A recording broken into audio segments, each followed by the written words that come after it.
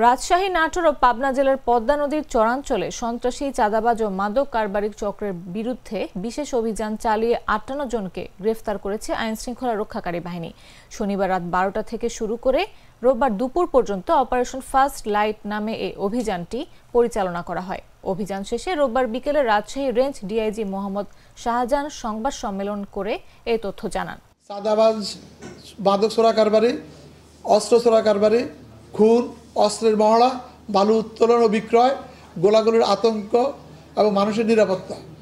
দ্বিতীয় যে বিষয়টা আমরা দেখেছি, সম্প্রতি ঘটে যাওয়া যে হত্যাযজ্ঞ, সেটাকে যেন আর না ঘটে। যা ঘটছে তো ঘটছে, যেটা আর যেন না ঘটে, আর যেটি ঘটেছে সেটা যেন আমরা একটা জবাবদিহিতার আওতায় আনতে পারি এবং এটাকে যেন আমরা তদন্ত করে বের করতে পারি, সেই চেষ্টাটা।